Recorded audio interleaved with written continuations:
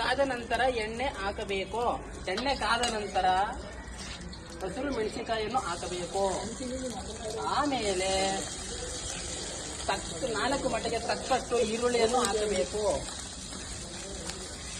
ಆಮೇಲೆ ಹಿಂಗೆ ಅಲ್ಲಾಡಿಸಬೇಕು. ಸ್ವಲ್ಪ ಟೊಮೊಟೊ ಹಾಕಬೇಕು.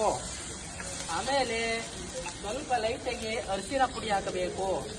ಆಮೇಲೆ ಲೈಟಾಗಿ ಸಣ್ಣಕ್ಕೆ ಉತ್ತರಿಸಿರುವ ಕೊತ್ತಂಬರಿ ಸೊಪ್ಪು, ತಪ್ಪಿಗೆ ಸೊಪ್ಪು ಎರಡನ್ನು ಮಿಕ್ಸ್ ಮಾಡಿ ಇದಕ್ಕೆ ಹಾಕಬೇಕು. 4 ಮೊಟ್ಟೆಯ ಈ ತರ 2 ಭಾಗವನ್ನು ಮಾಡಿ ಹಾಕಬೇಕು.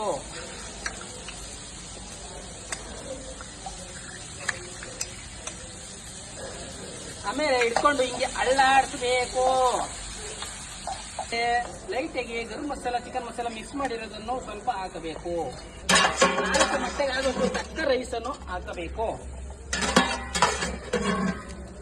ಇಷ್ಟೇ. ಆಮೇಲೆ ಏನ್ ಮಾಡಬೇಕು, ಲೈಟಾಗಿ ಮೇಲೆಗಡೆ ಸ್ವಲ್ಪ ಚಿಲ್ಲಿ ಪುಡಿ, ಖಾರವಾಗಿರ್ಲಿ ಮಜಾ ಸಿಗುತ್ತೆ ಅಂತ ಚಿಲ್ಲಿ ಪುಡಿ ಉದುರಿಸ್ಕೋಬೇಕು. ಮಿಕ್ಸ್ ಮಾಡಬೇಕು. Egg rice ready. ಚಿಕನ್ ಮುಚ್ಕೊಂಡು ತಟ್ಟೆ ಇಡಿ. Go back.